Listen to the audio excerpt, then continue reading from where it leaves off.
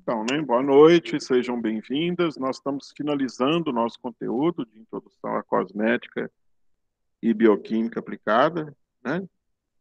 É, e aí, então, nós vamos dar uma continuidade às proteínas, mas nós vamos focar nas enzimas, que é um tipo de proteína específico que trabalha com as reações bioquímicas. Na verdade, todo o nosso organismo, apesar de ter proteínas, lipídios, né, aminoácidos e tal, quem manda nelas, nas reações, são as enzimas, que são proteínas específicas, que a gente vai ver elas, um pouco delas hoje. Né? Eu já postei na sala virtual uma atividade, eu dividi a terceira etapa, né? A terceira etapa, ela tem quatro, três atividades. E uma delas, né, e duas delas vão envolver as proteínas aqui, né? Eu até preciso ver lá por causa do tamanho da pontuação, que vocês não têm atividade prática, não tem aula prática, aí os valores da atividade, ela muda um pouquinho, né? Então, eu vou dividir proteínas e enzimas em duas atividades, tá? E provavelmente na outra semana eu libero a outra atividade para não montuar. Eu sei que vocês já devem estar meio atoladas de coisas para fazer, né? Então, vamos devagar. E nós estamos caminhando praticamente no mesmo ritmo que eu planejei, desde o começo do ano com aulas presenciais, né? E, na verdade, se a gente tivesse a vida as aulas presenciais, já estaria acabando o conteúdo tranquilamente, mas, de certa forma, houve um atraso aí, né? Então, hoje nós queremos abordar as enzimas. A aula não vai ser muito comprida. Eu quero conversar mais do que só mostrar o que eu tenho para mostrar. Né? Hoje nós vamos falar dessas enzimas. Então, deixa eu projetar aqui uma tela.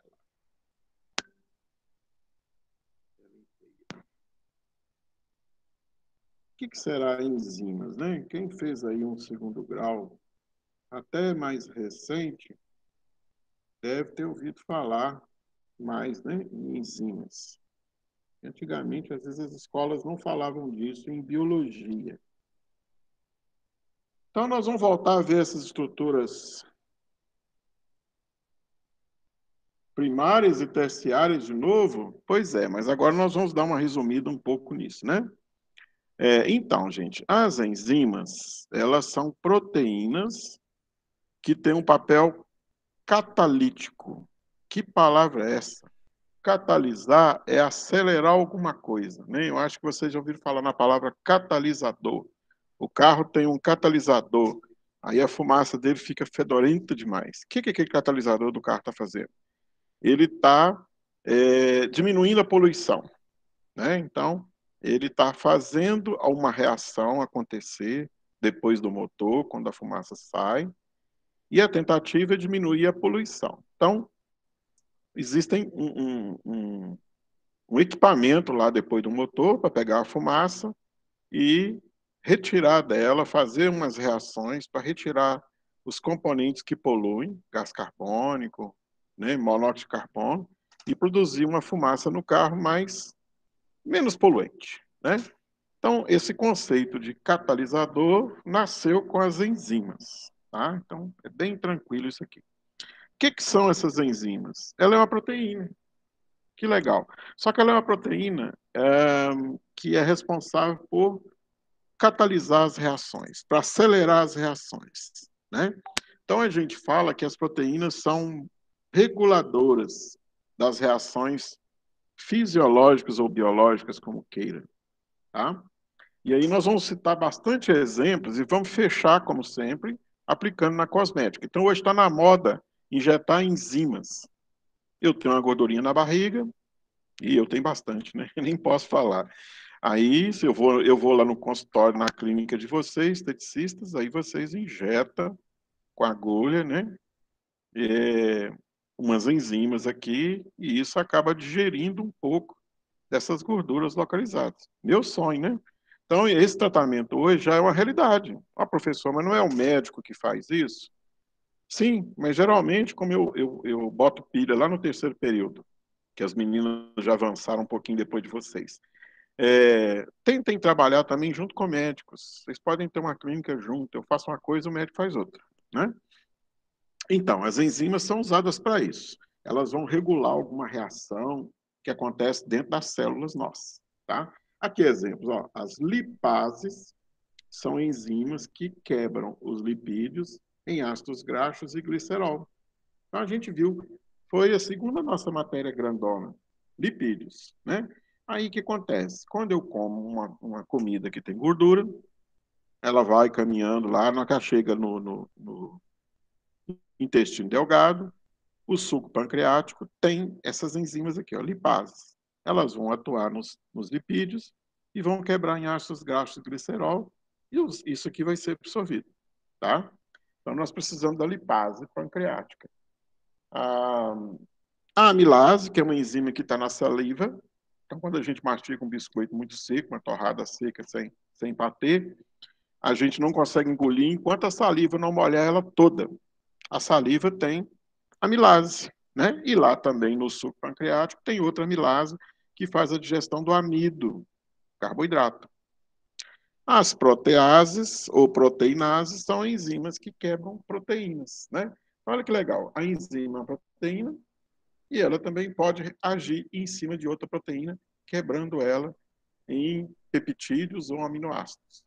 Então, o nosso organismo, o sistema digestório, é cheio dessas enzimas, né? Então, lá no suco pancreático, na secreção pancreática, na secreção intestinal, a gente tem lipases, proteases, amilases e outras enzimas que são responsáveis pela digestão dos alimentos até virar micronutrientes e eu poder absorver. Então, a humanidade aprendeu a usar essas enzimas até para o seu bel prazer. Tipo assim, né? Vou dar um exemplo aqui, ó. Se você deixar um pouco de garapa, caldo de cana, abandonada num copo, isso vai dar formiga, né? Mas até que as formigas achem, vai azedar, vai fermentar, vai dar umas bolinhas de gás, vai dar um cheiro de garapa azeda que não é bom, mas depois eu vou obter etanol. Então, o que aconteceu ali? A garapa contaminou com micro-organismos, com leveduras.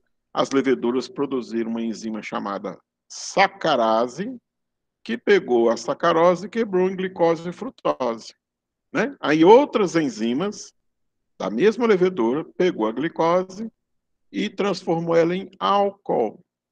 Então a fermentação é um processo enzimático. Foi a partir da fermentação que nós descobrimos, né? Os cientistas descobriram as enzimas, principalmente.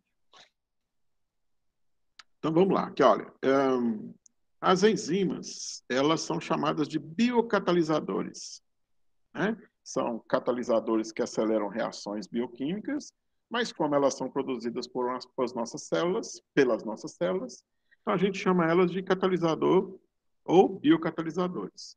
Elas vão reduzir a energia de ativação. O que é isso, professor? Energia de ativação? Pois é. Toda reação, ela gasta energia, a maioria. Então, para você fazer, né, uma substância A reagir com a B para dar um C, eu preciso de energia, calor, né? Quando eu fermento garapa, ela esquenta. Então eu formo calor, eu preciso de calor. Só que as enzimas, por que elas conseguem acelerar as reações? Porque elas diminuem a quantidade de energia que eu vou precisar para fazer a reação acontecer.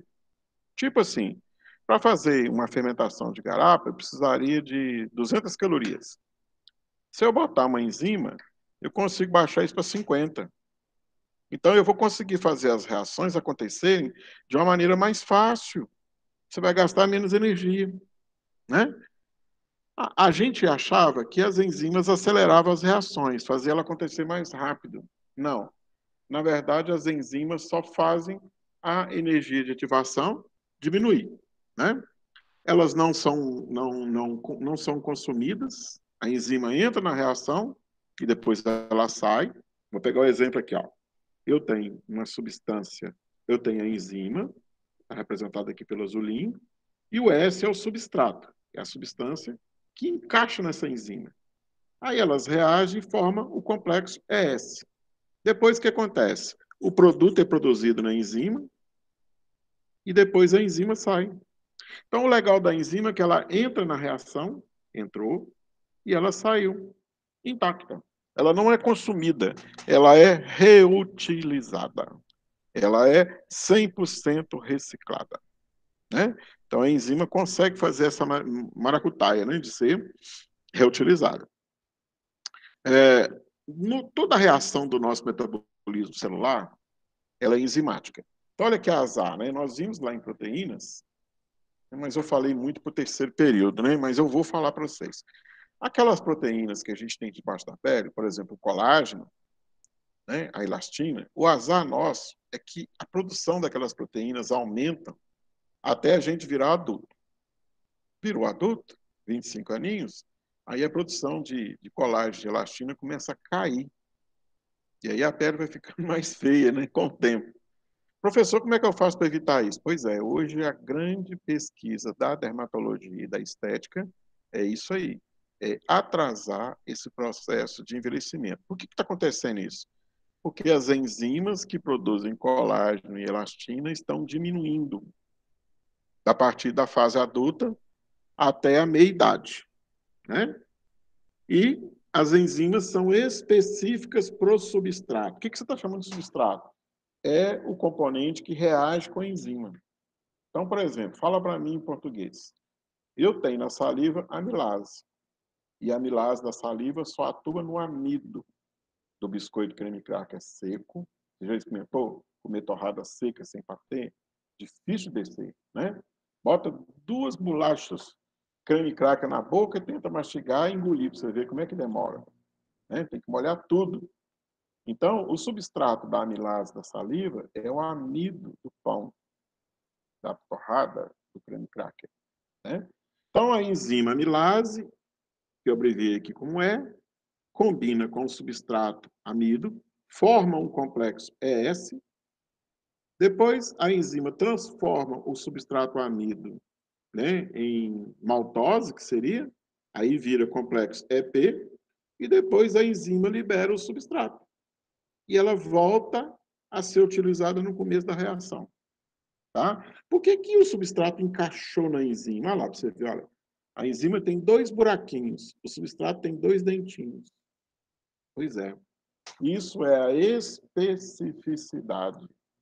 A enzima funciona como se fosse uma fechadura. E o substrato é a chave dela. Então, a amilase não digere proteína da carne. A amilase só digere amido. Né? Assim como as proteases só digerem proteínas, não digerem amido. Então, cada enzima serve para uma coisa. Ela é específica. Ela não atua em qualquer lugar, em qualquer substrato. Né? E ela tem esse buraquinho que a gente chama de sítio ativo. Ou seja, é onde o substrato encaixa. É como se fosse o buraco da fechadura. Aí, né, a fechadura gira e solta depois o produto. A diferença aqui da fechadura é que a enzima faz uma reação química, ou melhor, bioquímica. Tá? Então, basicamente, isso é o conceito de uma enzima. Né? Professor, a enzima é uma proteína muito grandona? É, enorme. Então, ela tem aquelas conformação primária, secundária, terciária e quaternária? Tem, todas as 4. Né? Então, ela é uma molécula muito enovelada, muito grandona. Com certeza. Essa gravura que eu mostrei na abertura, volta lá, aí. Isso mostra uma estrutura de uma enzima. Cada fita dessa é um enovelado de proteínas. Né? Elas são grandes e complexas. Então, olha aqui, ó, um gráfico. Para quem está na estética, fala, meu Deus, gráfico, vamos entender o gráfico. É bem simples. Olha, o gráfico sempre vai ter 2 eixos. O eixo para cima, da vertical, e o eixo reto para baixo. O eixo reto para baixo é o progresso da reação. Ela começa, está no meio, terminou. E o eixo para cima é a energia de ativação. É aquela energia que eu gasto para fazer a reação acontecer. Então, veja bem, se eu não dei enzima para a reação, a energia vai ter que subir, essa curva maior, chegar no alto e a reação acontecer. Aí ela diminui. Quando eu coloco uma enzima, a quantidade de energia, o pico da curva fica mais baixo. Está na moda falar pico da curva, né? Por causa do Covid. É tipo isso. Então, quando eu boto uma enzima na reação, o pico da curva fica mais baixinho. O que significa isso? Que eu vou gastar menos energia para ela acontecer. Né? Então, é isso que a enzima faz. Ela faz a energia, gasta para a reação bioquímica acontecer, ficar mais baixa. Simples assim. Né? Bom, é o esquema da chave fechadura. O melhor jeito de entender uma enzima é pensando que ela é uma fechadura específica. Ou seja, ela só aceita aquela chave. Então, imagina que a chave seja o substrato. A enzima está aqui embaixo, ó, nessa cor meio, sei lá se é azul ou cinza. Né? Imagina que é cinza escuro, grafite. E o meu substrato é essa figura verdinha, que tem uma ponta redonda e um bico de triângulo. Então, você está vendo que na enzima tem um buraquinho, dois buraquinhos, exatamente aonde vai encaixar o meu substrato. O que seria o meu substrato? O meu reagente, o meu amido, a minha proteína que vai reagir, né? O meu lipídio que vai reagir. Aí, na hora que encaixa lá, a enzima encaixa, aliás, o substrato encaixou exatamente na enzima. Né? A gente chama dessa parte da enzima que encaixa o substrato de sítio ativo ou sítio alostérico. Aí agora a enzima vai processar a reação. Vamos supor que essa enzima aqui, ela quer quebrar o substrato em duas figurinhas, em duas substâncias. Aí ela faz a quebra acontecer e depois os produtos são liberados. Olha lá, ela liberou dois produtos. Então imagina que esse verdinho seja os lipídios e a enzima cinzenta é a lipase pancreática. Aí os lipídios encaixaram na enzima, começou a reação de quebra, aí separou em ácidos graxos e glicerol. Olha que interessante, gente. O que a indústria farmacêutica me inventou? Se eu não quebrar os lipídios da comida, da batata frita e da pizza, eles não vão ser absorvidos. Eles vão ficar nas fezes e eu não vou absorver. Logo, eu não engordo.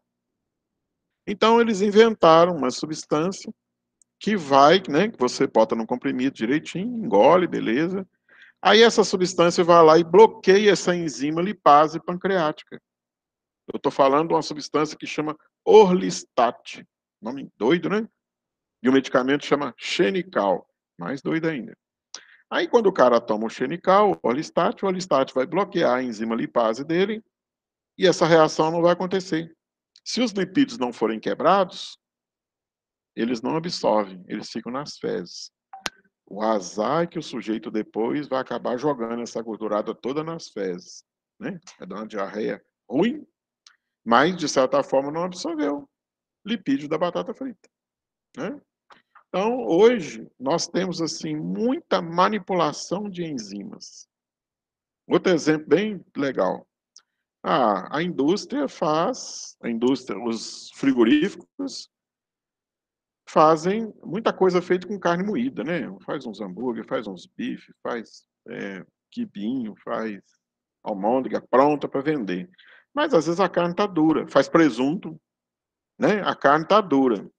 Aí eu coloco uma enzima na carne que vai começar a digerir essa carne e ela vai ficar macia. Então o que eu tenho no mercado? Amaciante de carne, né? E lá no frigorífico a gente usa papaina de mamão, que sai do leite do mamão verde. A gente usa bromelina do abacaxi, você põe numa carne de terceira e ela vira carne de primeira. Quase isso. Né? Brinquei aqui, mas é tipo isso.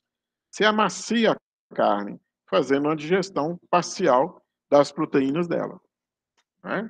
Então, isso é bem usado na indústria de alimentos e farmacêutica, mas também na área de cosmética. Bem, as enzimas têm uma classificação para elas. Então, por exemplo, elas têm um nome de acordo com o lugar que ela atua. Então, se ela é uma lipase, ela atua nas gorduras, decompondo em glicerol e ácido graxo. Aonde que tem lipase? Lá no pâncreas, no intestino delgado. Essa enzima que eu contei aí, né, do cara que vai tomar o Listat. Eu tenho a catalase, que é a enzima que degrada água oxigenada. Que é um experimento que a gente faz em microbiologia, com as bacterinhas. para saber se ela está Staphylococcus catalase positiva, são perigosas. Aí a gente faz a cultura da bactéria e põe água oxigenada nela. Se ferver, é porque a bactéria produz catalase positiva. A catalase é uma enzima que faz a água oxigenada degradar, né? Quebrar. Nós temos as amilases que atuam no amido, nos açúcares, né? Eu tenho amilase na saliva e eu tenho amilase lá no pâncreas também. Nós temos 2 lugares que produzem amilase, tá? E as bactérias, as leveduras, os Ô, fungos... professor, Oi. essas são as principais? Essas são as principais, mas nós temos outras. Ah, tá. Eu vou citando assim com essas que são mais simples, porque o nome dela é bem sugestivo do que ela vai fazer. Uhum. Então, por exemplo, o que eles fazem hoje que eu acho muito legal? Se você colocar a amilase no pão, a massa dele fica mais leve, fica mais fina. Tipo rosca da prata. Então, hoje, existe um negócio que chama melhorador. É um líquidozinho que eles botam na massa de pão que tem lipase. E isso facilita um pouco a macia a massa, né?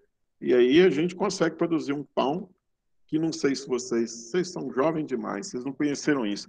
Antigamente você comia um pão de sal e ele parecia cascudo, duro. Hoje não. Hoje a massa fica tênue, macia. Eles botam um pouquinho de amilase. Proteases para atuar nas proteínas. Dá um exemplo para mim. No leite do mamão, verde, aquele líquido branquinho que sai no mamão, tem uma enzima que se eu passar na mão, tira até aqueles calos da mão. Né? Mas a indústria usa essas proteases para poder amaciar a carne, né? Produzir alguns derivados. Mas nós usamos as proteases para poder tirar calo. Sabe aquela pessoa que tem um monte de calo no dedo, na mão, no pé, no calcanhar, né? Tem pessoas que têm as mãos muito grossas, muito lixentas. Aí a gente não consegue só esfoliando. Aí a gente pode usar enzimas, né, proteases. E lá no sistema digestório está lotado de proteases para digerir as nossas proteínas da comida, da carne que a gente come, né, do ovo. Eu tenho as pectinases que atuam na pectina. O que é pectina, professor? É aquela parte branca da casca do limão da laranja. Né? A pectina, a indústria usa muito para colocar em doce, colocar em alguns medicamentos para engrossar, né? Aí a gente faz a pectina ficar molinha, colocando essa enzima nela aqui. Eu tenho as xilanases, que atuam na xilana, que é uma proteína de origem vegetal. Eu tenho as isomerases, que faz a conversão da glicose em frutose. Então, veja bem, ó, eu tenho a sacarose, que é o açúcar da cana. Aí existe uma enzima que chama sacarase ou invertase, que quebra ela em glicose e frutose. E as nossas células ainda têm uma outra enzima que transforma a glicose em frutose, né? E diversas outras enzimas que a gente tem aí. Nós vamos falar dela pela frente aí. Nós temos a colagenase, que digere o colágeno da pele. Nós temos aí a hyaluronidase, que ela serve para tratar aquelas cicatrizes, né? A pessoa às vezes teve um ferimento, fez uma cirurgia, e deu um monte de pipoca na cicatriz. Aí você fala, nossa, fica feio, né? Às vezes a mulher teve uma cesariana, aí fica aquilo no abdômen, né? Não dá para usar um biquíni legal, fica feio, dá uma mancha. Aí a gente pode tirar aquelas placas, aqueles queloides, e depois clarear. E depois que teve a cesariana, daí uns 3, 4 anos, a cicatriz fica muito fina. Mas em algumas mulheres, às vezes, sobram cicatrizes meio feias, né? Estou dando um exemplo da cesariana, mas pode ser outra cirurgia, né? Aí a gente pode tirar aquelas placas usando, né, hialuronidase. Nós vamos falar dela pela frente aí. Você está vendo que a enzima tu termina em ase. É isso mesmo. É a nomenclatura dela. Proteína termina em ina. E enzima termina em ase. Então, por exemplo, no pulmão, nós temos uma proteína que chama anidrase carbônica. Ela acelera a combinação do gás carbônico com a hemoglobina do sangue. Tá? Então, ela acelera essa reação. Então, todas terminam em ase. E nas nossas células tem uma porção delas. Eu vou mostrar algumas aí pela frente. outras. Bom, nós temos dois lugares para as enzimas existirem. Elas podem estar dentro da célula, que são chamadas de endoscelulares. Elas estão no interior da célula, dentro de alguma organela, para fazer uma reação específica da célula. Então, uma ribonuclease, né? Uma protease lá de mitocôndria, ela está lá dentro para cumprir papéis específicos no metabolismo celular. Mas nós temos outras enzimas que não atuam dentro das células, atuam fora, né? Ou estão, às vezes, produzidas dentro da célula, mas depois elas são jogadas para fora. Tá? As enzimas digestivas são exemplos. Então, na boca eu tenho amilase, no estômago eu tenho quimiotripsina e peptidases, no intestino eu tenho proteases, amilases, lipases. Essas enzimas digestivas, elas são produzidas dentro de células, mas são excretadas para atuar fora delas. Tá? Então, nós temos essas duas categorias de enzimas de acordo com o lugar que elas atuam, ou dentro ou fora. E existem algumas enzimas que elas podem atuar sozinhas, ou não. As que atuam sozinhas são chamadas de enzimas simples, né? Elas têm poucos aminoácidos e são ligadas por ligações peptídicas pequenas. Dá um exemplo para mim. A insulina, na verdade é um peptídeozinho, ela tem atividade enzimática. É uma cadeia pequena e nós temos ali duas pontes de sulfeto, né? Podia ter mostrado a estrutura dela aqui, unidas em cadeia. Agora, a grande maioria das enzimas não são simples, elas são conjugadas. O que é conjugada? Ela precisa de duas estruturas para poder atuar. Então, quando a enzima é conjugada, ela pode ser chamada de apoenzima, porque ela tem uma parte proteica e uma outra parte que não é proteica. Então, a enzima tem dois componentes da molécula dela. Ela tem uma cadeiona proteica e tem uma pontinha que não é proteica. Por exemplo, os hormônios são assim. Hormônios da tireoide, hormônios sexuais, testosterona, progesterona, né? Hormônios da suprarrenal, algumas vitaminas do complexo B, né? Vitamina K, ela tem uma porção que é uma cadeia proteica grandona e tem uma pontinha que não é, né? A pontinha pode ser lipídica, pode ser um carboidrato, né? Um açúcar, e ela é uma apoenzima. Agora, existe uma enzima que ela tem que estar ativada com a presença de uma coenzima. Ou seja, eu tenho duas enzimas, né? Imagina aqui, ó, o mouse e minha caixinha de fone. Duas enzimas sozinhas não fazem nada. Para atuar, elas têm que unir. Então, quando uma une a outra, aí elas atuam. Então, algumas enzimas no organismo funcionam desse jeito, só trabalham juntas. Vai que é para perder o medo, né? Não, é porque a reação depende dessa coenzima. Aí, quando duas enzimas juntam para fazer um papel, a gente chama isso, o complexo todo, de holoenzima. Então, o ajudante é chamado de coenzima e o complexo todo formado, holoenzima. Essa é uma questão de nomenclatura, né? Mas grande parte das nossas enzimas que envolvem no metabolismo produzir energia são coenzimas, né? Então, olha só, olha o nome. Quando a gente come carboidrato ou gordura, não importa, né? Às vezes a pessoa fala assim, professor, eu sou magrela, mas meu colesterol está 300, está 200 e tanto. Como é que o magrelo tem colesterol alto, professor? Como? Pois é, nós temos uma enzima no fígado, né? Só lá que transforma qualquer coisa que vem de carboidrato ou proteína em colesterol. Então, às vezes, a pessoa não é comilona, não come nada gordurado, não come torresmo, não toma pinga, e o colesterol é alto. Por quê? Olha o nome da enzima. No fígado, dentro dos hepatócitos, que são as células do fígado, tem uma enzima que chama hidroximetil glutaril coenzima A redutase. Oxe, que tamanho, né, de nome.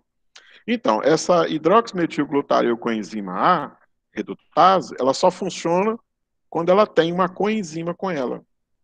Sozinha ela quieta. Quando a coenzima chega nela, ela funciona. A coenzima A, né? O nome da coenzima é A. Aí ela funciona. Essa danada, essa enzima, é que ela pega qualquer resíduo químico que vem de carboidrato ou de proteína e transforma em colesterol. Então, o cara que é magrelo e não come tanto e o colesterol sobe, é porque essa enzima está muito ativa, está muito elevada. Aí o que que faz? O médico olha e fala assim, exercício aqui já está fazendo.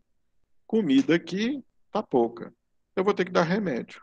Aí o remédio vai lá e bloqueia essa enzima no fígado dele. Vai lá e para um pouco a enzima, e essa enzima para de produzir colesterol à toa, né? Porque o cara que é gordinho, o cara que é sedentário, você pode até entender. O colesterol dele está alto. Mas o que é comum hoje em dia você encontrar? Mulheres, né? Esse trem acontece em homem, mas é muito comum em mulher. Mulher, esbelta, magrela, bonitinha, e o colesterol lá no alto. Não é? A única explicação é que essa enzima que funciona com coenzima A está ativada demais. Né? Geneticamente, ela, coitada, herdou isso do pai e da mãe, que a enzima é muito ativa. Isso pode acontecer. Né? E essa enzima está só no fígado. E a moça consegue pegar carboidrato e transformar em colesterol.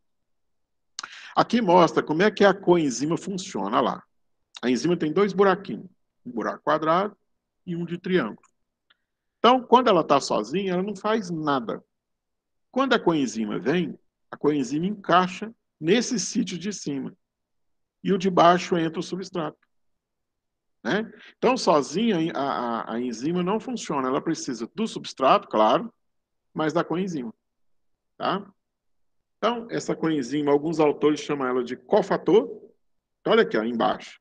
A enzima tem uma coenzima aqui, um outro cofator, que pode ser uma substância assim, tipo um metal, um sódio, um magnésio, para fazer o sítio ativo atuar. Então, tem enzimas que precisam de uma coenzima e de uma outra substância que eu estou chamando aqui de cofator. Por que é cofator? Porque pode ser um ajudante que não é proteína. Pode ser, como eu falei, metais. Existem enzimas que precisam de metal, de magnésio, de cálcio para funcionar. Por isso tem essa história de tomar magnésio, né? Pois é. Muitas enzimas relacionadas com o metabolismo são dependentes de magnésio. Então, a gravura, eu nem vou falar desse texto, porque a gravura explica melhor, tá? Eu vou disponibilizar isso aqui para vocês, vou botar texto, né? Para quem gostar de ler, ler. Quem gostar de ver só vídeo, eu vou botar vídeo que vai explicar um pouco melhor isso. Mas olha lá, o fator pode ser íons inorgânicos, por exemplo, ferro, tem enzima que ela é ajudada pelo ferro, outras aí, ó, magnésio, tem outras que é o manganês, tem outras que é níquel, tem outras que é cobre. Então, gente, eu não vou comer fio de cobre agora para ficar de boa. Não, pode não. Mas o nosso organismo precisa de micronutrientes. Micronutrientes, pequenas quantidades de metais para ajudar algumas enzimas a trabalharem, porque esses metais funcionam como um cofator. Olha que enzima complicada. Além dela precisar de uma coenzima, que é uma proteína ajudante, ela ainda precisa de um cofator. Então, quer dizer que se eu bloquear o cofator, não funciona? Isso. Vou dar um exemplo. Se a gente tirar um pouco de sangue e colocar num tubo de ensaio, ou deixar na seringa, com mais 7 minutos ele coagula. Por quê?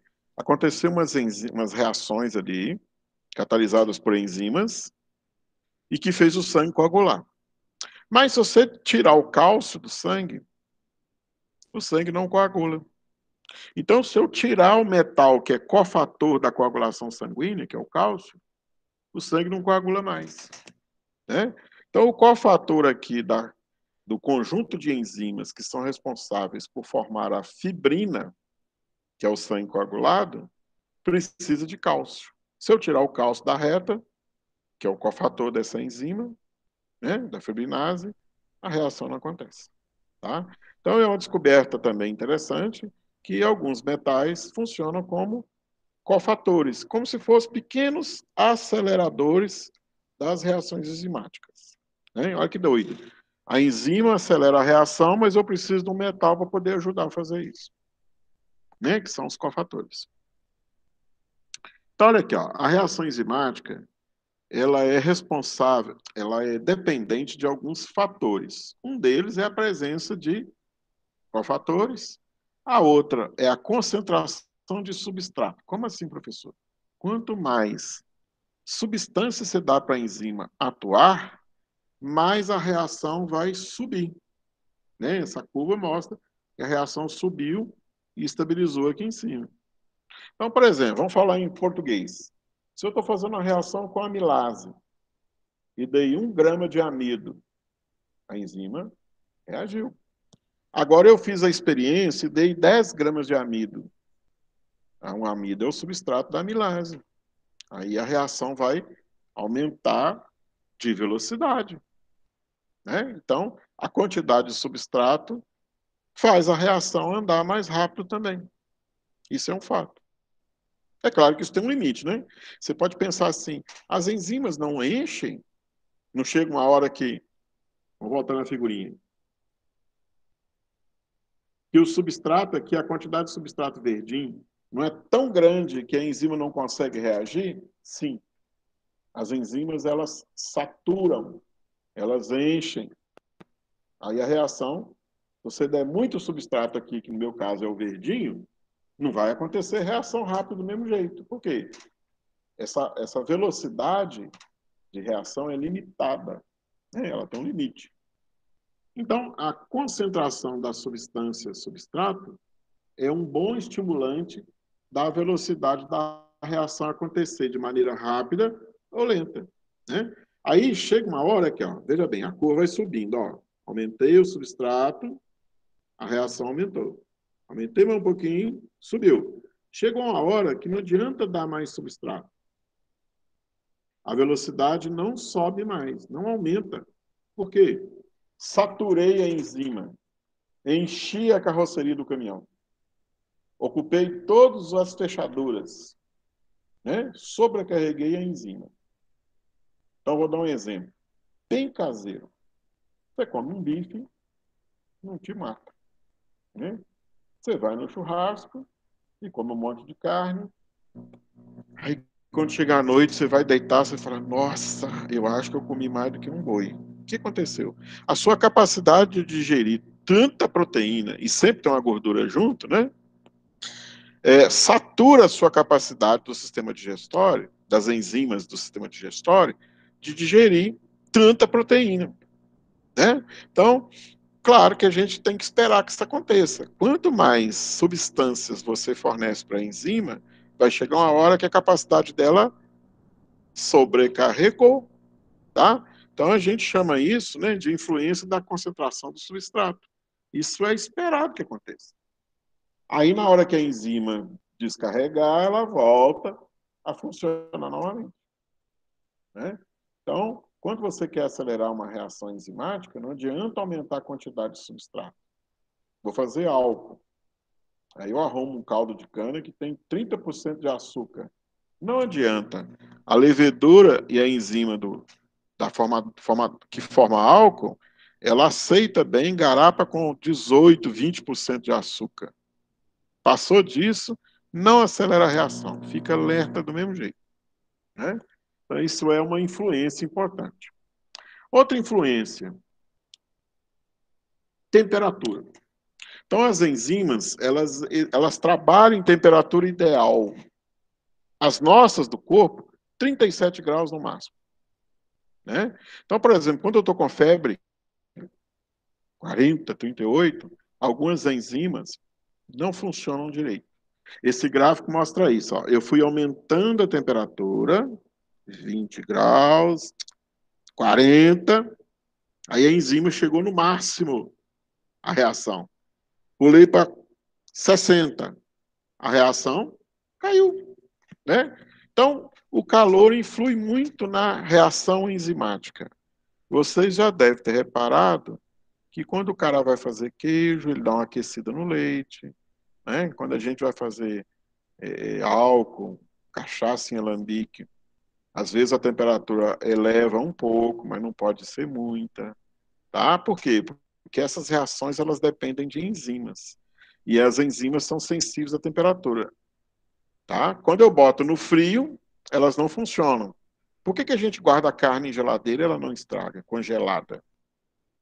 Primeiro, que você não deixa crescer micro-organismos. 2, você para as reações enzimáticas que estão acontecendo dentro da carne.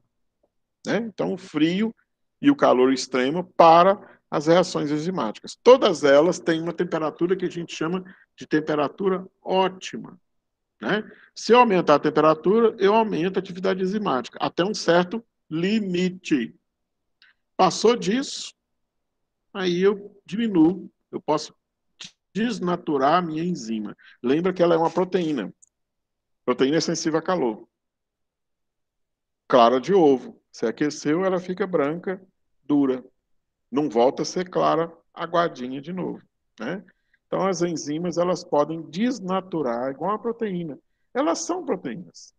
Aí eu preciso de um calor na temperatura ideal. Tá? Então, todas as reações enzimáticas elas vão pedir uma temperatura ideal para poder atuar. Outra influência é o pH.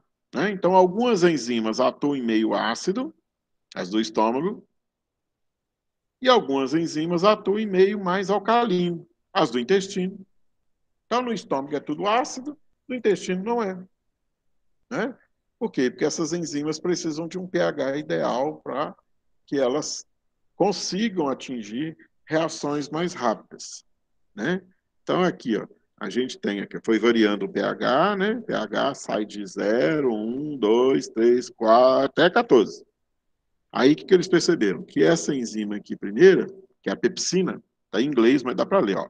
Pepsina, do estômago, digere carne, ela tem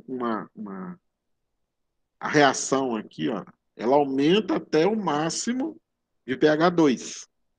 Quando o pH sobe, a velocidade de reação cai da pepsina. Por outro lado, né, as enzimas do mosto, do vinho, quando está fermentando uva para fazer vinho, elas começam a melhorar a reação quando o pH chega em 4,5, 5, 6, 7. Olha lá. Chegou em 7, a reação de fermentação do vinho, do mosto, aumenta. Depois elas caem. Né? Então, cada meio desse, a gente fala que a enzima tem um pH ótimo. Então, hoje a gente tem até uma tabela. Cada enzima tem um pH ideal para você obter o máximo de reação que ela pode fazer. Se você sair fora desse pH, a reação não vai com a mesma velocidade. E aí você não vai obter o produto desejado. Né? Seja uma fermentação, seja uma reação qualquer. Então, influência da concentração do substrato. Quanto mais aumenta, mais até um limite. Influência do pH, ou da temperatura. Existe uma temperatura ideal, nem para baixo nem para cima. pH. Cada enzima tem um pH ideal, ótimo, para poder atuar. Da saliva da boca, dá 7,4. Do estômago, dá 2,1. Do intestino, dá 5,5, 6. Então, cada enzima com um pH ideal. Desnaturação é quando eu mudo a conformação da proteína, né? Lá, cada enzima aqui, ó, desenhada tem um desenho, né? Fizeram um desenho bem simples. Uns são aquelas alfa-hélices, outras têm alfa-hélice, uma estrutura aberta. Aí eu comecei a desnaturar. Né? Por exemplo, aumentei a temperatura. Olha lá, o que ela foi fazendo? Essa cadeia aqui, meu mouse não está rodando bem, né? Tá doido, tá maluquinho, tá cansado. Então, olha lá. O mouse está sumindo mesmo, né? Aí, ó, na hora que começou a aquecer, essas duas hélices abriram lá. Quando isso acontece, queridas, a enzima já parou de funcionar. Né? Então, por exemplo, se você quiser conservar alguma coisa, pode ser até que esse processo seja necessário fazer. Você aquece o alimento, o produto, aí a enzima é desnaturada e aí ela se conserva por mais tempo. Aumentou mais a temperatura, que já chegou a ficar laranjado, amarelo, aí a segunda cadeia aqui abriu, desnaturou. Né? Então, oi, Ô, fala. professor, isso é tipo quando a gente vai fazer aquele A gente vai congelar alimentos, que a gente dá aquele aquecimento nele, depois resfria ele rapidamente. Aqui Seria tipo isso para seria evitar parecido. que ele estrague? Sim. Só que quando você faz isso, você também mata as bactérias que estão no alimento. Esse processo que você está fazendo, o laticínio faz com leite. Sabe o leite caixinha? O laticínio levanta a temperatura do leite caixinha a 145 graus. É mais do que uma fervura, né? Aí as enzimas ficam todas naturadas. Aí eles depois abaixam a temperatura do leite em 10 graus. Quase gelado. Mas isso é em poucos segundos. Você levanta em 145 graus em 2, 3 segundos, depois baixa em 10 de uma vez. Dá um choque térmico, né? Vamos dar um outro exemplo. Você quer guardar um milho verde para ele ficar docinho. Então, olha que interessante, né? Nasci na roça, não tenho vergonha de contar, né? Às vezes eu pergunto assim, de onde que você é? Aí a menina fala assim, eu sou lá do São Geraldo da Piedade. Problema nenhum, eu também nasci no interiorzão, né? Tem problema não, não tem vergonha nenhuma, até gosto. Aí, olha só, no interior a gente tem essas coisas, milho verde, né? Fresquinho, você planta em casa. Quando você colhe um milho verdinho e morde nele ou cozinha ele, você vê que ele é doce. Assa ele, você vê que o milho é doce. Depois que o milho vai ficando mais durinho, ele deixa de ser docinho. O que aconteceu? Algumas enzimas dentro do grãozinho do milho começou a transformar a glicose, que é doce, em amido. E o amido não é doce. Aí eu quero parar isso para o milho continuar docinho. O que eu faço? Eu colho o milho verde, esquento uma água numa panela e enfio a espiga e deixo uns minutos e tiro. Quando eu enfio a espiga do milho verdinho dentro da panela, só com água fervente, sem cozinhar ainda, e deixo uns minutos, eu desnaturo a enzima que transforma a glicose, que é doce, em amido, que não é doce. Aí o milho continua docinho. Não cozinhou, você pode guardar ele depois e fazer um mingau com ele, né, um curau, aqui na região chama de papa, não é? Alguma coisa feita com ele. Então, assim, a gente manipula essas enzimas por calor, por pH, há muito tempo. E esses processos de conservação visam isso, né? O grau de acidez. Então, por exemplo, alguns alimentos são ácidos. A indústria faz isso. Por exemplo, você já deve ter tido um azar de usar um molho de tomate, desses que vem no sachê, no pacotinho, e aí daí uns dias você nota que a boca ficou meio estourada, né? Oh, meu Deus, apareceu uma afta aqui. Pois é, os fabricantes botam em todo produto de tomate mais ácido, para não crescer fungo e as enzimas que apodrecem o tomate não continuar apodrecendo dentro do alimento.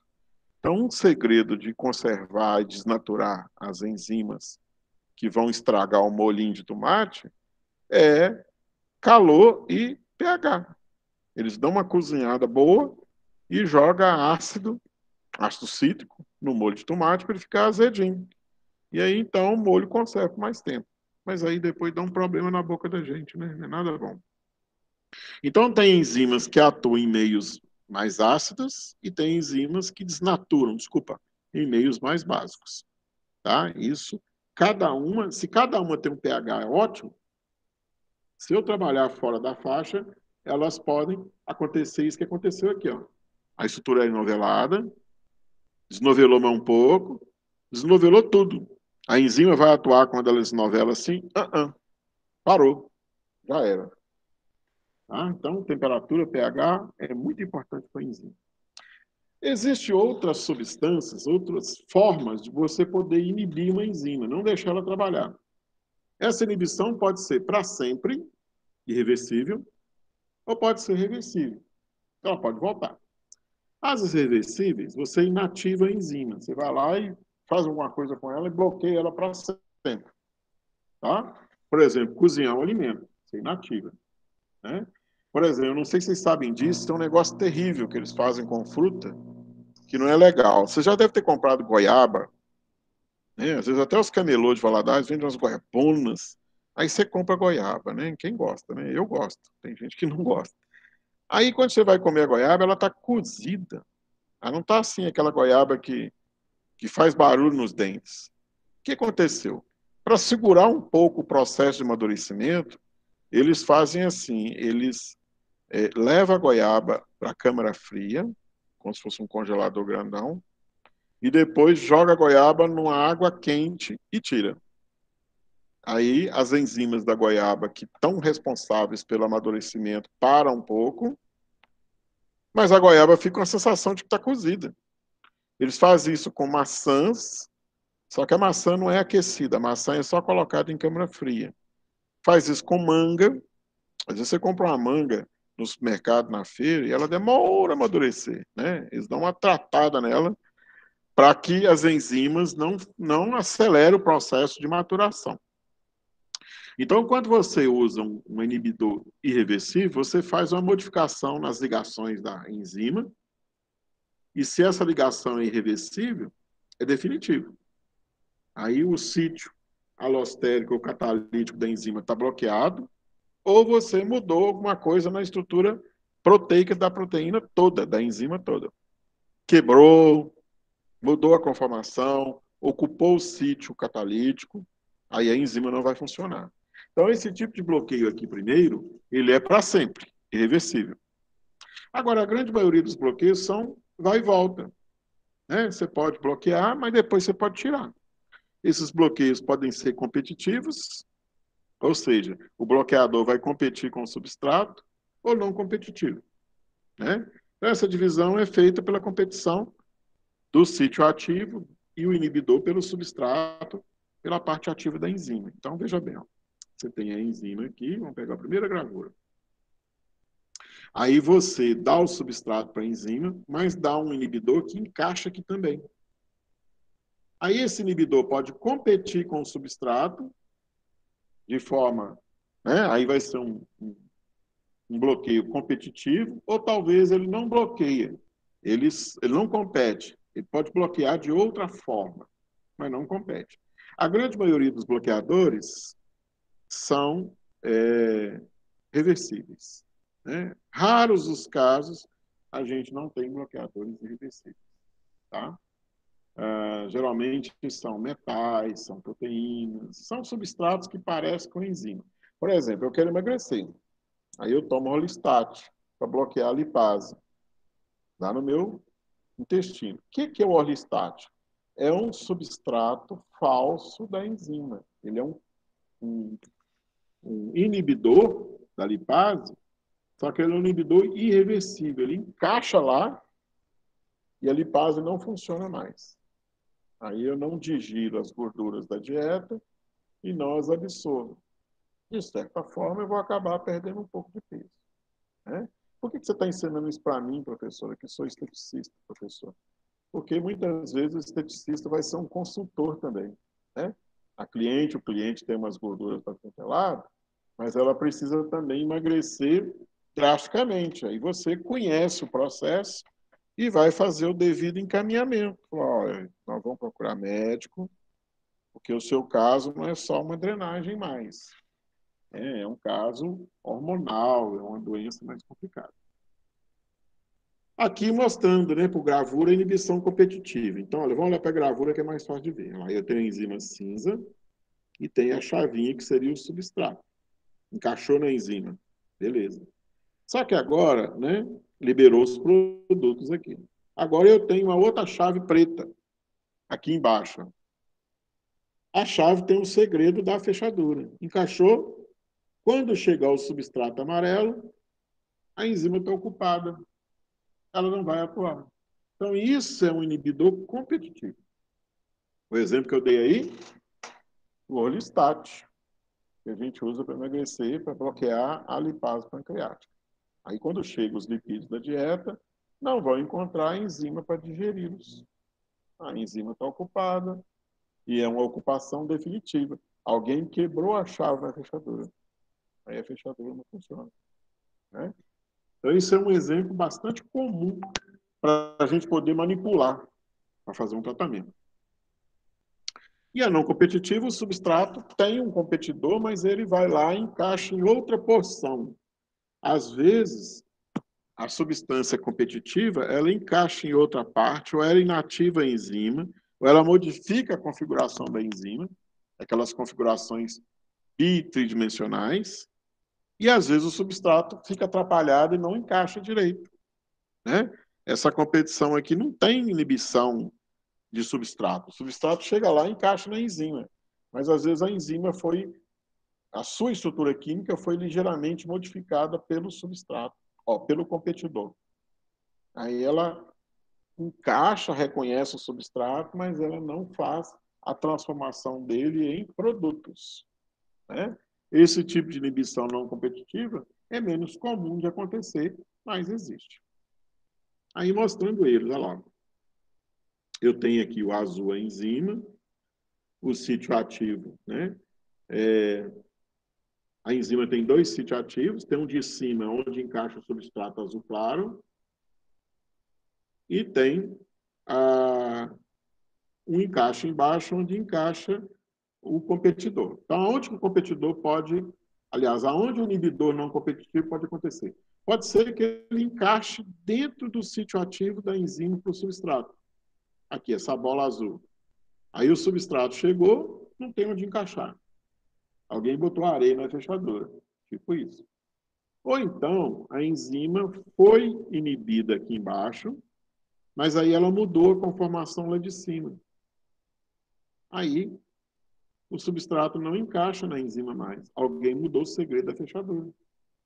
Então, nós temos esses dois tipos de competidores, de inibidores não competitivos. O competitivo é a chave que parece com a chave ideal e compete. O não competitivo, a substância competidora inibidora não encaixa, não toma o lugar do substrato. Ele muda a conformação da enzima de alguma maneira. A velocidade de reação cai, olha lá, o gráfico aqui embaixo. O inibidor, a velocidade caiu, né? Sem inibidor, a velocidade subiu. Com o inibidor não competitivo, a velocidade diminuiu, não zerou, mas diminuiu. Então, em cima é a enzima normal, embaixo de tudo é a enzima totalmente inibida, e no meio é a enzima inibida por um inibidor que não compete com o substrato. Tá? Aí o gráfico mostra, né, velocidade, V velocidade, em função da concentração do substrato ou da velocidade de reação. Bom, gente, toda enzima precisa ser controlada. Então, na verdade, as enzimas das minhas células não estão soltas, não. Elas são controladas. Então, imagina o seguinte, tudo que acontece no meu corpo funciona assim. O A precisa da enzima número 1 para se transformar no B, que precisa da 2 para virar o C, que precisa da 3 para virar o D. Aí, quando a quantidade do D, né, deixa eu chegar no D de novo, quando a quantidade do D formada for grande, olha que legal. Olha lá, formou um D, 2Ds, 3Ds, 4Ds. Quando a quantidade do D foi muito elevada, ele vai lá na enzima número 1 e bloqueia ela. Aí a reação para. Então, esse tipo de bloqueio chama feedback negativo. Feedback, né? O controle de fundo negativo. Como assim negativo? Quando o produto final aumentar a quantidade, ele bloqueia a sua autoprodução lá em cima da reação. Ou seja, ele é um inibidor da primeira enzima. Isso acontece para tudo quanto é lado. Nós controlamos a quantidade de hormônios sexuais, estrogênio, progesterona, testosterona, desse jeito. Nós controlamos hormônios da tireoide, desse jeito. Nós controlamos hormônios do pâncreas, insulina, desse jeito aqui. Quando a quantidade de produto final aumentar muito, ele vai lá e bloqueia a primeira enzima que começou a cadeia de reações. Né? Então, esse tipo de autocontrole é o mais bem feito nas nossas células. Ele chama feedback negativo. Quando o D aumenta, diminui a passagem do A para o B. Quando a quantidade de D diminui muito, aí o A começa a reagir para formar B. Né? Então, quando a quantidade de D cai, a reação acelera tudo. Quando a quantidade de D aumenta muito, a reação inteira, a cadeia de reações para. Né? E isso nós usamos, nós temos isso em nossas células, mas a gente usa isso para manipular tratamento. Às vezes eu quero inibir a formação de um produto, eu dou um bloqueador. Né? Eu quero inibir a ovulação para a mulher não engravidar, eu dou mais hormônio, e isso faz o feedback negativo para não produzir hormônios que amadurecem os óvulos. Aí não tem gravidez. Então a gente manipula isso demais. É um dos mecanismos que depois que foi conhecido, aí você fala assim, professor, o conhecimento desse tipo de mecanismo aqui é antigo? Olha, se eu te disser que na época das guerras não se sabia direito, é um fato. Né? Lá pelos meados de 50, parece velho, né? Não, professor, 1950, pois é. Até então a gente não sabia disso aqui. Como é que regula a produção de testosterona? Como é que controla a produção de hormônios da tireoide? Não sabíamos. Agora a gente sabe. Né? Olha que interessante. Quando a quantidade de hormônio da tireoide cai no sangue, a hipófise libera umas enzimas e começa a produzir TSH, que vai na tireoide e aumenta a produção de hormônio. Quando a quantidade de hormônio da tireoide está alto, ele vai lá na hipófise e sinaliza a hipófise para diminuir a produção de enzimas que vão gerar TSH. Isso acontece com hormônios sexuais, testosterona, né, estrogênio na mulher, acontece com hormônio da tireoide, da suprarrenal, até mesmo da insulina. Né? Bem legal esse mecanismo de feedback. E ele foi possível compreender através dos bloqueios de enzimas que a gente está falando deles aí. Quando nossas células produzem energia, é isso aqui que acontece. Ó. Ciclo de Krebs. Então, veja bem, o ciclo de Krebs, volta nele. Né? O ciclo de Krebs ele é formado pela passagem, é automático, de vários ácidos. Então, aqui vai mostrando ó, como é que as enzimas vão montando a cadeia de ácidos. Aí. Cada animação dessa é uma enzima que está atuando. Ó. Então, quando eu formo energia, isso aqui está acontecendo dentro das minhas mitocôndrias. Né? Ela libera gás carbônico, isso é chamado de ciclo de Krebs, que é o ciclo de produção de trifosfato de adenosina, que é o ATP, que é a nossa forma de energia celular. Isso acontece aonde, professor? Dentro das mitocôndrias. E no músculo? Rápido. E no fígado? Rápido. Então, células que gastam muita energia, esse processo aqui acontece sem parar. E essas enzimas vão montando essas cadeias dessa forma aí. Esses NADs, FADs, que está mostrando aí, são cofatores, que vêm das vitaminas do complexo B. Nicotinamida e flavanina, adenosídeos de nucleotídeos, né? Vem das flavonas de vitamina B2. Então, tudo isso acontece por causa de enzimas. Sem elas, nós não teríamos esse mecanismo todo acontecer. Tá? Seja né, os feedbacks que a gente mostrou, seja o ciclo energético aqui, formando esses ácidos. Agora, vamos falar um pouco mais de estética, professor? Vamos, né? Agora vamos aplicar. Falei, hoje a aula é um pouco mais curta, né? Meio porque também nós estamos aí com a atividade já em aberto. Então, olha aqui, ó. Em estética, eu vou usar todas aquelas enzimas que você falou? Ainda não. Cadê elas? Passei. Aí, ó. Não, ainda não. Mas eu já tenho a aplicação de algumas. Olha o que os caras inventaram. Eu tenho uma gordura localizada, né? Uma dobrinha, uma papada. Quem não tem uma papada, né? Vou até esconder a minha. Eu tenho uma gordura que eu não estou tão gordo assim, mas essa gordura não sai daquele lugar. Aí, né, eu posso fazer uma drenagem lá na esteticista, normal, beleza. Eu posso fazer uma intradermoterapia, né?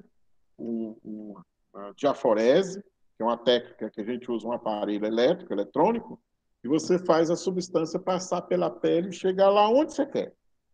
Então, hoje a gente tem um negócio que chama aplicações de lipase. Já que a lipase digere lipídios, as minhas gordurinhas estão cheias de lipídios. Eu vou injetar lipase lá dentro. Aí, ó, posso fazer com agulha, que é a intradermoterapia, mas posso fazer também com diaforese, que é uma técnica mais estética.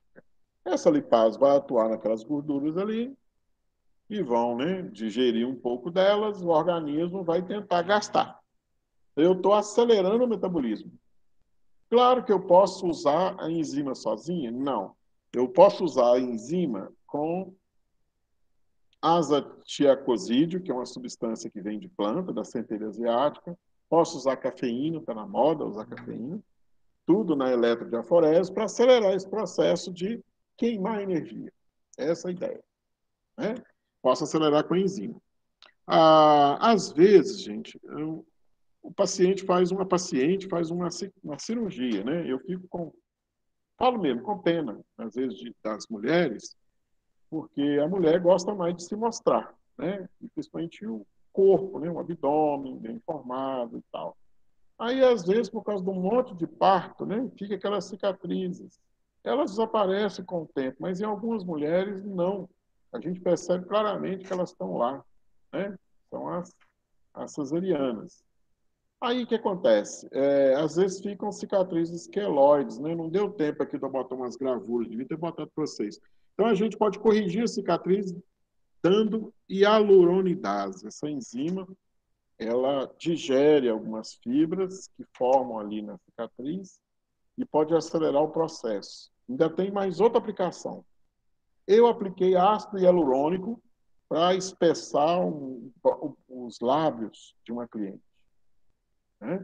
E às vezes pesou demais. Nossa, não queria um lábio tão espesso, tão grosso, né? Tá ficando pendurado. Aí a gente pode usar essa enzima aqui, ó, que é a hialuronidase, para corrigir essa falha, esse abuso, né? Que pode ter acontecido, tá? Vou dar um dado para vocês. Vocês vão estudar isso mais pela frente, né? Eu não sou especialista disso. Existem algumas raças, algumas peles que são mais fáceis de formar queloides, que são aquelas placas de material acumulado, né? Que esse nome queloide vem de quelônio. Quelônio é tartaruga. E as raças de pele mais escuras, né? De origem mais afro, é que tem tendência de fazer cicatriz queloide. Aí a gente pode raspar, pode fazer tratamentos esfoliativos, tudo é estético. Mas tem hora que nós vamos ter que apelar para essa enzima aqui para tirar. E fica muito duro, grosso, grosseiro, feioso. Né? Às vezes a pessoa fez uma cirurgia por acidente, aconteceu uma doença, né? Às vezes em outra região do corpo, na perna, no punho, né? Que é muito fino, no antebraço, e às vezes fica essas cicatrizes feiosas. A gente pode eliminar com hialuronidase. E agora também, então, nós estamos tendo o uso de colagenase. Às vezes a ferida está feia, né? A pessoa teve um acidente com a ferida feia e ela está demorando a cicatrizar. E os lábios, as bordas da ferida estão enormes. Eu trabalho com paciente que tem ferida, porque lá no laboratório nosso da Univale, a gente faz um produto para aplicar em ferida. Mas não é ferida assim de relar o braço. É ferida grande, que dá um palmo de tamanho. É coisa feia mesmo. Aí a gente pode fazer um negócio que chama debridar a ferida. É dar uma provocada nela para cicatrizar. Né? Não sei se vocês sabem disso. Quando eu tenho uma ferida que está demorando, que as bordas dela estão assim pretas, feiosas, às vezes o médico anestesia, corta aquilo tudo na tesoura, fica sangrando de novo, mas acelera o processo de cicatrização. Né? E um outro jeito de fazer isso é usar a colagenase. Você vai lá, aplica a colagenase, tem ela em creme, gel, pomada, pode injetar, a colagenase digere aquelas placas que vão formando lá e faz o processo que eu chamo de debridar. É dar aquele empurrão, né, no processo de cicatrização para poder acelerar aquilo lá. Porque se demorar, gente, geralmente, cicatriz quando demora, ferida quando demora a cicatrizar, ela deixa sinais. É normal deixar. É impossível você ter uma cicatriz que demorou muito o processo, né? Aí eu estou pensando muito em ferimento, não em cirurgia. Porque a cirurgia o médico vai acompanhar depois, né? Então ele vai cuidar melhor. Quando a pessoa machucou, feriu, tem diabetes, tem dificuldade de cicatrização e tal, aí às vezes ela forma essas feridas. E geralmente essas feridas velhas, elas deixam manchas e cicatrizes não muito bonitas, né? E antigamente, às vezes, era só as mulheres que queriam cuidar disso. Ah, né, tal, não posso usar roupa assim, não posso ir para praia, não posso ir para uma academia, né, usar só um top, eu não posso ir para o clube, porque lá tem sauna, aquela coisa toda. E hoje a gente vê que os homens também estão preocupados com isso. Às vezes o cara fez um tratamento, uma cirurgia, teve um ferimento, acidente, e ficou cicatrizes com manchas e bordas grosseiras. Aí a gente pode ajudar o cara a eliminar isso aí, né? E hoje, né, como eu falei para vocês, a moda é fazer isso aqui, ó, intradermoterapia, que é injetar essas enzimas no local onde eu quero fazer o tratamento. Tudo com quantidades controladas, porque essa enzima vai digerir proteínas aqui dentro, para não ser um processo muito intenso, mas não ficar aquém daquilo que o cliente espera, né? Então, de novo eu digo, né? Você pode trabalhar junto com o médico dermatologista para poder conduzir um tratamento desse. Você cuida da parte estética e o médico vai cuidar da parte médica do paciente. Ok? Aí a gente fecha essas enzimas por hora, né? Eu não preciso adentrar tanto nesses conhecimentos de cofatores que a gente vai usar, mas é importante vocês saberem que eles existem e quais são os papéis que eles vão fazer, né? Aí fechou enzimas. Tá vendo? Que não é tão comprido assim. Deixa eu tirar essa apresentação. E aí, o que vocês acham? Já ouviram falar desses tipos de proteínas? Eu já tinha ouvido falar. Só que às vezes a gente não vê aplicar, né? Então, eu vou dar Isso. um exemplo muito doido. Olha só, meu pai, né? A gente tinha, hoje eu não tenho mais, a gente tinha fazenda, criava gado. Meu pai cuidava do gado. Aí a mão de vaqueiro, você já viu, né? Fica aquela coisa. Mas ele vinha muito aqui em Valadares. Aí, quando ele tinha que vir e tal, e não queria que as pessoas percebessem que a mão era muito grosseira, o que ensinaram para ele? Ah, vai lá nos pés de mamão, corta a mamão verde, deixa pingar aquele leite na mão, esfrega um tempo e depois lava. Vai fazendo isso até tirar um pouco da calosidade. O perigo é que pode digerir partes da mão, né, que ficarem finas, sensíveis. Não é legal fazer. Mas os caras já sabiam fazer isso há muitos anos, né? E hoje, não sei se vocês têm noção disso, a indústria ela anda atrás de mamão verde mais do que maduro, porque é no verde que você tira as enzimas. Aí você pica ele, lava, faz doce de mamão, né? Todo mercado vende doce de mamão ralado para lá, e aquela água do mamão verde você concentra ela e tira enzimas, é a papaina, né? Que é uma proteinase que a indústria usa para amaciar carne, para tratar couro, né? Às vezes o couro curtiu o couro de animal para fazer um sapato, mas o couro está duro. Aí eles botam de molho nessa enzima para dar uma amaciada no couro, né? Então, como eu digo, para a indústria é mais caro, é mais importante pegar o mamão verde do que o maduro. Maduro eles vendem aí para lá e para cá, mas a indústria de trabalha com esse tipo de enzima usa muito, né? Planta muito mamoeiro para colher ele verde e tirar esse leite mamão. E outra enzima muito usada nessa área também é a papaina, é a bromelina do abacaxi, né? E agora a gente tem usado a bromelina também para medicamento, porque quando a pessoa está com aquela secreção agarrada no peito, xaropes feito com a bromelina do abacaxi amolece aquela secreção, que é uma proteína, né? E facilita a remoção. Para pessoas que têm asma, bronquite, né? Uma gripe muito forte.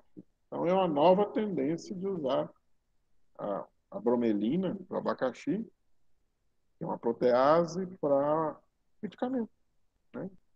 Dessa semana eu estava dando aula para os meninos, semana passada, falando disso, e eles até preocupados, não, eu não sabia.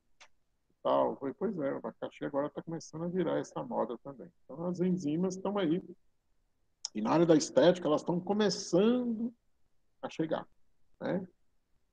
O perigo, como eu falei, é fazer errado, tá? Então, assim, vocês devem, de vez em quando, ter notícia no jornal, na televisão, de vez em quando vocês devem ouvir falar, ó, fizeram um tratamento assim, assado no fulano, na fulana, injetou isso e aquilo, e a fulana teve uma complicação. Pois é, eu não ensino, não oriento ninguém a fazer o que não deve fazer, né?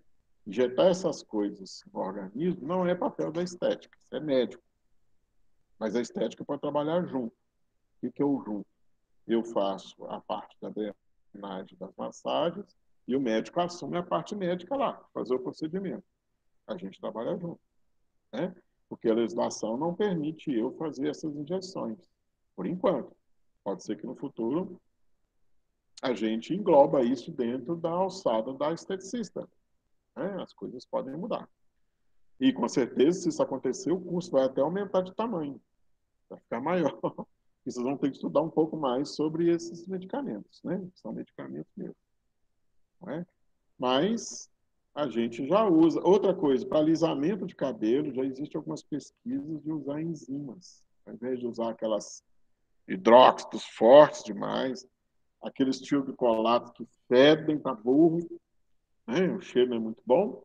Existem algumas indústrias de cosméticos que estão testando enzimas para dar uma digestão ali suave na queratina do cabelo e abrandar um cabelo muito anelado, né?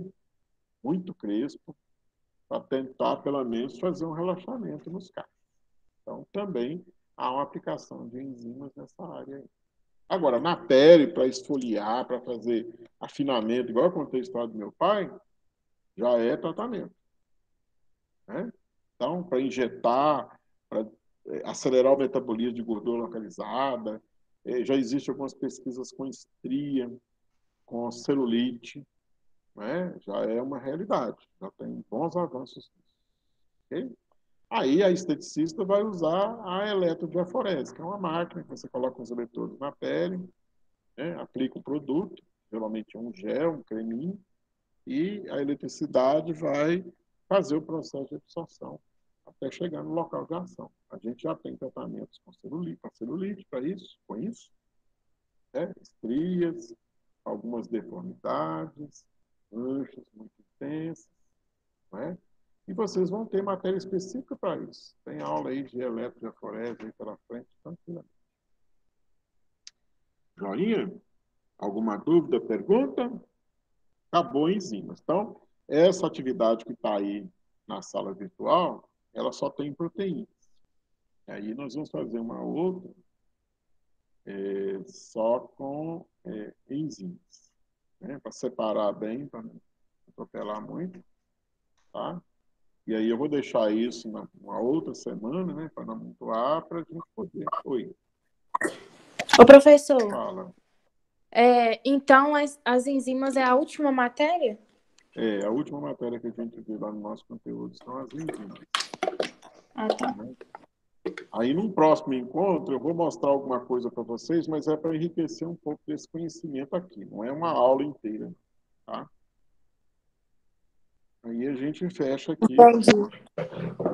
nosso conteúdo teórico. Mesmo porque também, deixa eu ver, daqui a umas 2 semanas já é aquela época de fazer prova de reposição e tal, né?